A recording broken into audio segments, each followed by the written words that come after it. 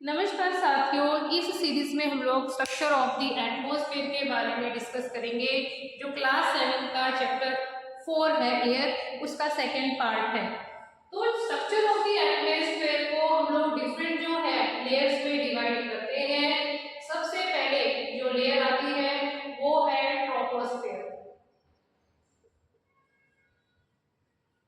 Troposphere को शोभ मंडल भी कहा जाता है हिंदी में, शोभ मंडल। और ट्रोपोस्फेयर से ऊपर जो लेयर है दैट इज स्ट्रेटोस्फेयर। और स्ट्रेटोस्फेयर जो है वो समताप मंडल कहलाता है। ऐसे ही मेसोस्फेयर है, मेसोस्फेयर को मध्य मंडल भी कहा जाता है क्योंकि ये जो एटमॉस्फेयर की लेयर्स है उसमें बीच में है। इसके अलावा नेक्स्ट जो लेयर है दैट इज थर्मोस्फेयर। और नेक्स्ट है जिसे आयन मंडल भी कहा जाता है, नेक्स्ट है एक्सोस्फेयर जिसे बाह्य मंडल भी कहा जाता है। ये सबसे अंतिम छोर है हमारी एटमॉस्फेयर के स्ट्रक्चर।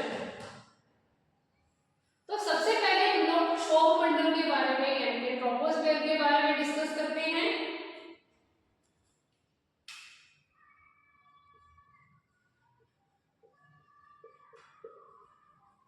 ट्रोपोस्फेयर जो है वो 13 किलोमीटर तक विस्तारित है।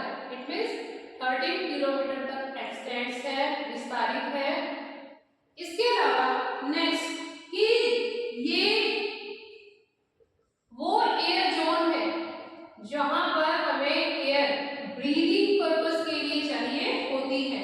इसके अलावा जितने भी वेदर फिनोमिना है, वेदर फिनोमिना यानी कि मौसम संबंधी जितनी भी गतिविधियां हैं जैसे बारिश, रेनफॉल, स्टॉर्म्स, तूफान, हेलस्टॉर्म जिसे ओलावृष्टि भी कहा जाता है। तो ये सारे के सारे जितने भी वेदर कंडीशंस हैं या मौसम संबंधी गतिविधियां हैं वो हमें इसी लेयर में देखने को मिलती हैं। नेक्स्ट जो लेयर है दैट इज स्ट्रेटोस्फेयर।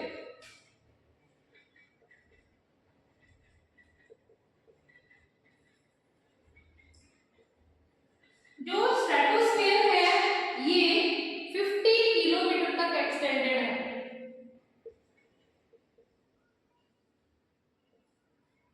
इसके अलावा यहाँ पे क्लाउड्स नहीं बनते हैं, ये जोन जो है फ्री फ्रॉम क्लाउड्स है।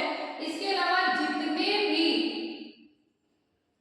वेदर फिनोमिना है जैसे हमने अभी डिस्कस किया था, रेनफॉल या फिर बादलों का बनना या फिर जितने भी स्टॉर्म्स वगैरह हैं जो स्ट्रेटोस्फेयर में देखने को मिलते हैं, जो जितने भी वेदर फिनोमिना है जैसे रेनफॉल है, स्टॉर्म है या फिर ओलावृष्टि है जो हमें ट्रोपोस्फेयर में देखने को मिलती है, वो सारी की सारी एसोसिएट्स जो हैं वो इस लेयर में हमें नहीं देखने को मिलती है। इसके अलावा एक और इम्पोर्टेंस है स्ट्रेटोस्फेयर की कि इस लेयर में ओजोन परत है। ओजोन जो लेयर है हमारी अर्थ के लिए काफी इंपॉर्टेंट है, एक ब्लैंकेट का ये जो है काम करती है। सन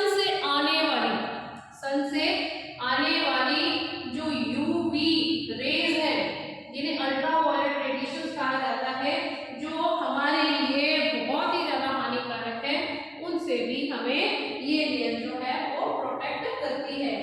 इस प्रकार से नेक्स्ट जो हमारी लेयर है स्ट्रक्चर ऑफ द एटमॉस्फेयर में वो है मेसोस्फेयर।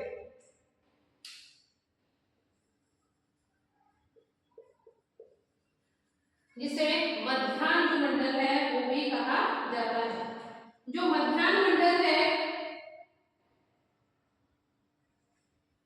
ये 80 किलोमीटर तक एक्सटेंडेड है, विस्तारित है। इसके अलावा जो उल्का पिंड होते हैं, उल्का पिंड वही पिंड है जो कभी ग्रह जो बने थे या प्लैनेट्स जिनकी फॉर्मेशन हुई थी उनका पार्ट थे। तो जैसे ही ये मेसोस्फेयर में यानी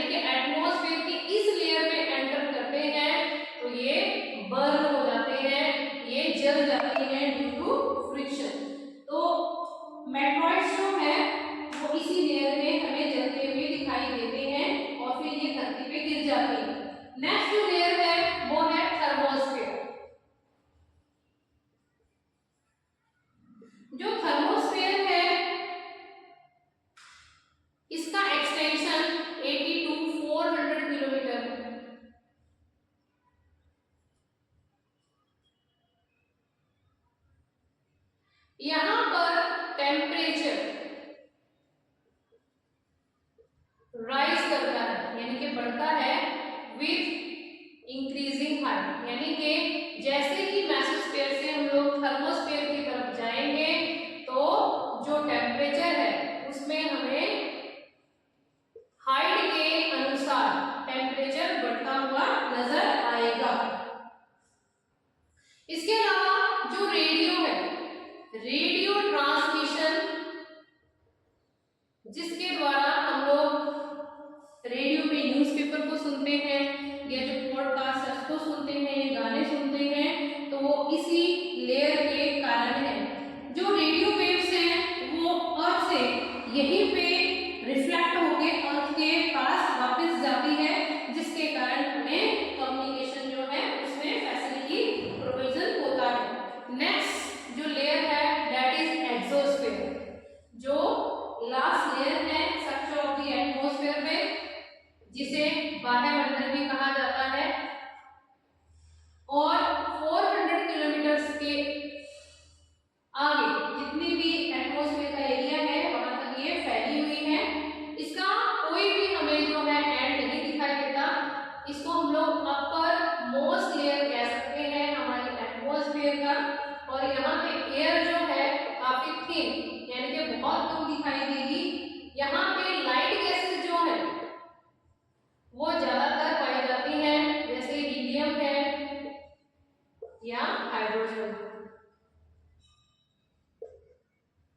तो ये था structure of the atmosphere part second of chapter air class 7। Next video और next topic weather and climate के साथ फिर मिलेंगे। तब तक के लिए आपका धन्यवाद।